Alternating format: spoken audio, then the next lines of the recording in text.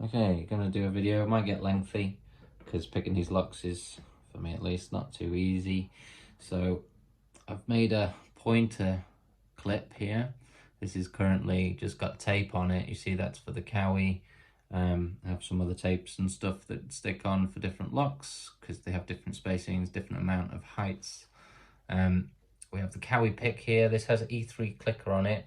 It's not essential. You don't need to have any clicker on here, or it could be a Safe Ventures type pick with a built-in clicker. Doesn't really matter. This is still going to go on the pick and it's still going to work. So bring the pick back a little bit there and slots over there, and then we can slide it down the pick into place. I'll just loosely tie it on here with the thumb screw, and as you can see that now moves with it, and our pointer will point to corresponding number. It's not going to be in the right place at the moment, but nice and easy to set up. Once it is set up, if you can keep it like that, it'll be good as you move around different locks and different safes. You could keep it stored like that and it should hold its place and be the same, depending on if the orientation of the lock doesn't move. So start off like we do with any. If you can't already pick these locks, this isn't going to help you get locks open that you couldn't do before, really, unless you're going to use the pointer to decode and use a makeup key. But this is just to help you out. To get the lock open, you can decode it as you go, but you can also decode it once open as well. Do a makeup key and cut a new fresh key, or cut to code. Get the job done in some circumstances where without taking the back pan off the safe even. Okay, so we start off, if you know anything about your safe locks, is moving everything over to one side, but ideally all we're really doing at this point is we need to find a known height. So if we move everything to the lowest point possible,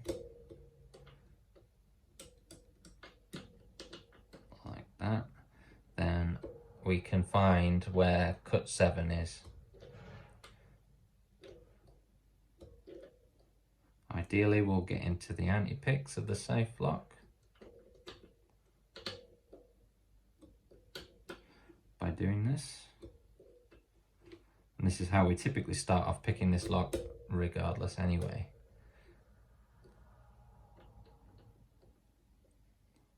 Okay.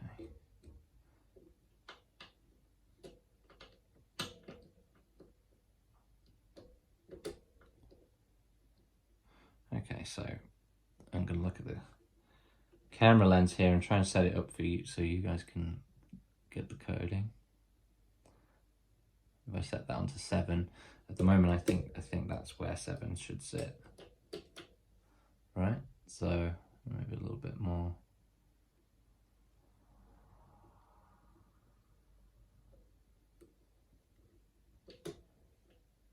Okay, so that'll be a 7, for example.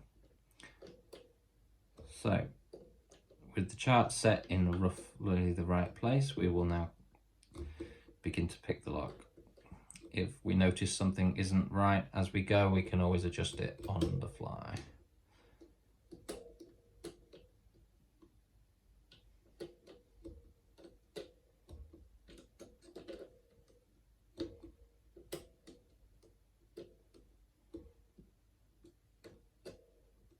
I'll try and get the lock to give us that nice click, which will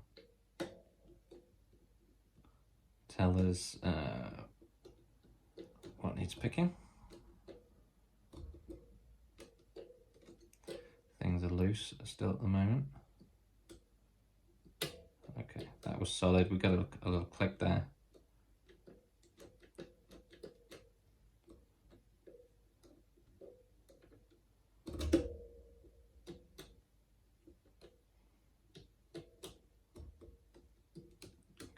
Okay. Oh, there we go. Now we're in a proper anti-pick and we can double check our pointer for sure. So, actually that's nice. What is it saying? 3, I think. So maybe it's not, it's slightly between, so, and yeah, that's off. So that's definitely a 7. If I move that for the camera so it gets it, there you go. That's a 7, and that first lever, yeah, that's coming up 3.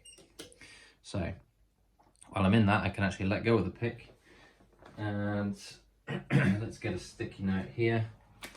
We'll drop that down and we'll write this as we go. So from the first lever at the back of the lock to the front, we had a 3 and a 7. So let me just write 1, 2, 3, 4, 5, 6, 7 levers in the lock, and so far we've got a 3 and a 7. Sorry, I know the camera, some probably won't see it, it's better there. Okay, here we go.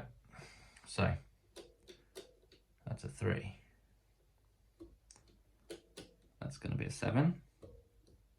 This guy's solid and he needs picking. Now we're already at 6, so we know we'll go back and check 7 first and then come back for the rest, because if we go through all the rest of these numbers and then have to come back because it was a 7, we'll be regretting it. Okay, it's not a 7, so we'll come back to 6, 5, it's not a 5, 4, it's not a 4,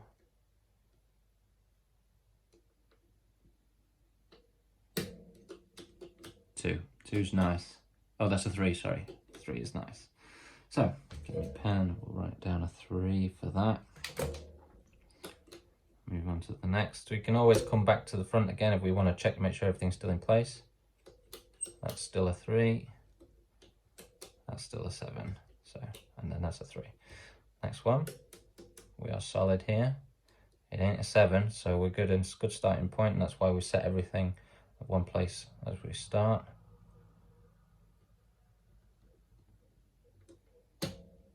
Okay, it's not a 6. It's not a 5. It's not a 4. Okay, nice tapping. That's a 3 again. So lever number 4 should be a 3. These could be subject to change. If we get some other levers picked and we come back, they might not be what they're reading anymore. So we'll find out in a minute. So that was 3. Okay, we're starting at 7 here for the lever number 5, and it isn't 7, so we'll move on. However, that's really nice, and that's a 6. Okay, moving on. We're starting here at 6, so again, we'll jump back to a 7, make sure it isn't a 7. It's not a 7. Come back to 6. Okay, we moved on to 6 and we lost our little anti-pick that we had going there. There we go, we jumped it back. So it's not 6. 5. 5 is really nice. So I'm going to write him down as a 5. Ooh, keep knocking the camera, apologise. Okay, so essentially now we can check everything in this lock to make sure that everything's still where it was and still is tapping. 3 is good. Sorry, first lever is a 3.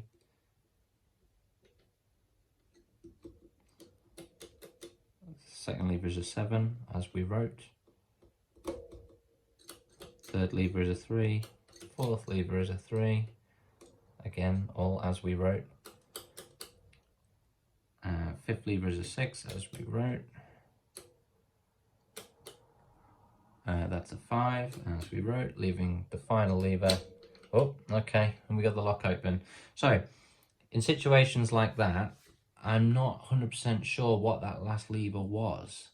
Now, I can bring the bolt back and balance it and try and find it, but the bolt here is kind of an index point for our lever pointer here. So, if I was to bring my pick in and try and read it, my chart is no longer near that wire. So obviously we know from our code that we've written here, it should be a 373, and we can judge it from the rest. So what I would do is find a known number, and we know that that back one there should be a 3, so we put it there. And if I can try, I'm just going to try and move the camera a little bit here, if I can, just so that we can come round and get a perspective that is meaningful to us. Excuse the mess in the room. We get that dropped in there like that. Okay, so here we are, back around the other side. Now, we know that's supposed to be a 3, so I'll loosen my chart and I'll look in the camera again here and I'll make that point to 3, or well enough that you can see it. So that's a 3. So the next one should be a 7. And there it is, pointing to 7. So now we can come through here and get all of our code from what it was. That was another 3. This was another 3. This was a 6. This was a 5. And then the one that we don't know that we're about to find out was a 4. So there we have it. We can now build a makeup key to that. We've got the door open and we can take our pick out with the door open, build our makeup key up and make sure that's working in the lock, and then go and cut keys for that, or so on, however needs be. If you needed the code for this lock, we've got it without needing to disassemble the safe. That's all. Same goes again. If I wanted to pick this lock again now, I could do it very quickly by just dialing in the code that we already know into the pointer. And the reason why that's useful is because if we're dropping levers whilst we're doing the pick and things are going all over the place, we can just set things back to where they know they should be. Just like with using a conventional pointer, but without having to put charts and graphs up on the safe as we go. So this is obviously transferable between different picks, different locks, more complicated locks perhaps. Any chart can be put on here. Hopefully these charts will be changeable on here, so you'll either get, undecided yet at the moment, whether you're going to get a set with several of these units like this with engraved markings on there. That's my favourable thing, and you'll get a bunch of these and they'll come in a little case like that, and you add to your picks as you go, leave them on your picks, do whatever. That or this chart on top here will be changeable, and you just switch it between your picks as you go, but my preferred one is to have one of these for each pick. We'll find out what we choose. There you go. That's it really. We've got the code for the lock here now. You can populate that out with a 4.